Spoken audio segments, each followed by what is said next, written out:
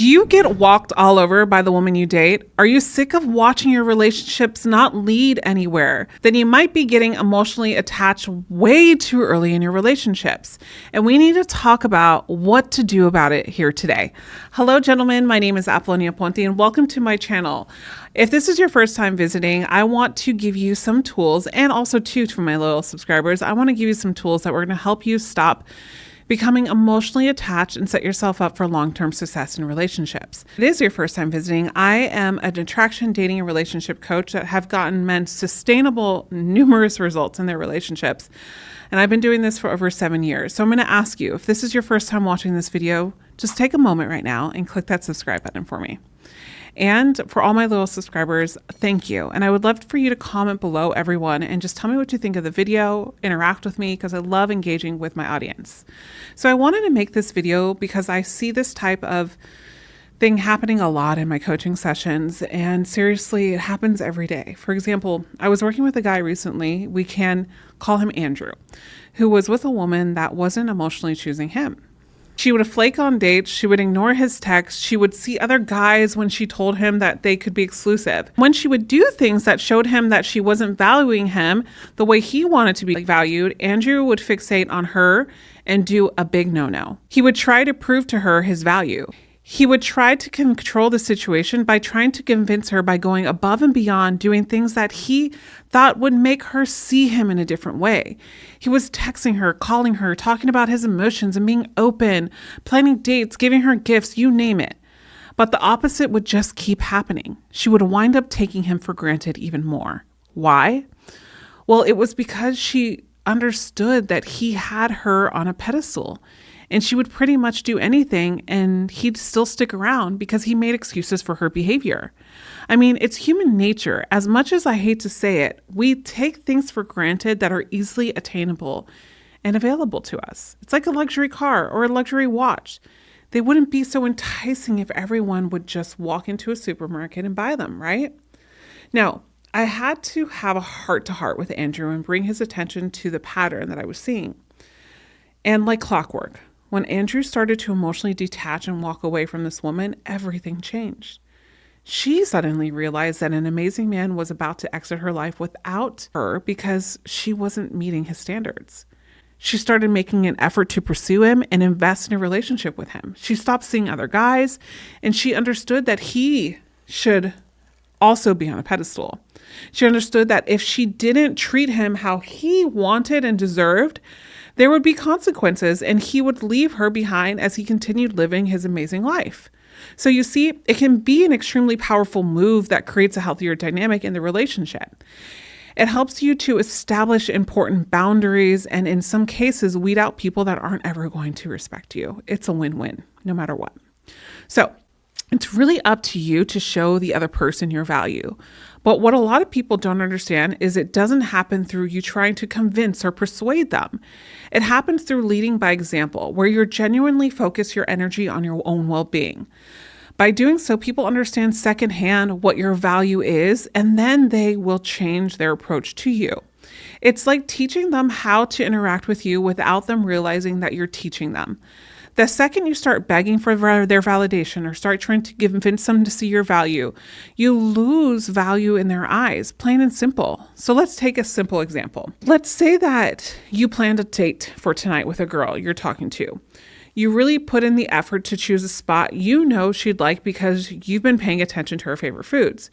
In fact, this type of food isn't even really your favorite, but you wanted to go there with her to give it a try and make her happy.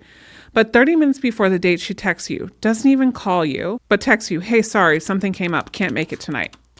This is the second time she's done this to you, so you're pissed now. And then you have two options. One, write a super lengthy long text about how annoyed you are and she flaked after your plan this whole evening just to make her happy. How you would never do that again. You would at least call the person to explain why you can't make it properly, apologize, or come up with a way to make it up. How she totally is probably disrespectful of your time and energy, and how you went above and beyond to get the table at this place, even though they kept telling you they were full on a Friday night at 8 p.m., etc., etc. We're going on. Or you can gather yourself and call me right back. Sorry to hear that. Enjoy your night. And no longer reach out to her. She'll either ask you to reschedule, to which you can say, I value my time and communication, and this is the second time you've flaked on plans last minute without giving an explanation, so I'm not sure that we're on the same page. You can give her a chance to make it up to you if she suggests it, but you should not be the one reaching out to her or setting her plans anymore. Or she won't reach out again, which means she wasn't worthy of your time in the first place. I mean, this may seem harsh, and I know this is going to be especially difficult for all my people pleasers out there, but I cannot stress the importance of this enough. People need to understand that you have boundaries, or else they'll walk all over you. Again, it's human nature. And the thing about this is that sometimes people aren't even doing it out of a malicious place. They just don't realize that they're being selfish. Either way, when you can emotionally detach, you give people the wake-up call they need to start treating you better. So let's look how to emotionally detach that so this becomes second nature for you. I want to set you up for long-term success by setting up healthy habits that get you the respect and high-value partners that you deserve.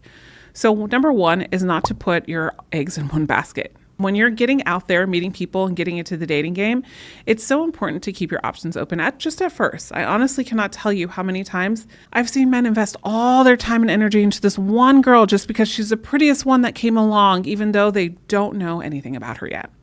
More often than not, the relationship doesn't go anywhere and they totally drop the ball with other women they had been talking to that could have been great partners for them. And then it's a lose-lose. I often see this with young guys or guys that are recently single after a divorce or long-term breakup. So guys, until you know for sure that someone is really the kind, emotionally stable, mature, and wants the same things, don't put all your eggs in one basket. Number two is have a busy life. Make sure that you have time carved out of your schedule for your hobbies, your goals, your fitness, and your friends and family. It's a slippery slope when you allow a woman you like to be your center of focus. Not only can women sense this, but it also sets you up for a really unbalanced relationship.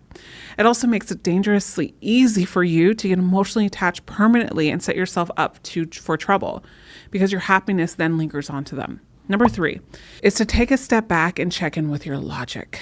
Oof. This is so big, guys. In other words, think with your head and analyze the situation, not with just emotion. An easy way to do this is to remove yourself from the equation. If you were witnessing your best friend or your child in the same exact situation, would you appreciate how he or she was being treated? Or would you want better for him or her? Use this as a gauge to keep an eye on how you're being valued. Number four is to notice any patterns. This is an interesting one because sometimes I see men emotionally attached to women simply out of pride or a fear of being single or even a sense of competition or how much time has been invested. I worked with one guy who kept winding up in a disappointing scenario simply because he had a habit of dating only girls that looked like models. So he would be fixated on a certain look because he wanted to be seen as a man who has a gorgeous girl on his arms.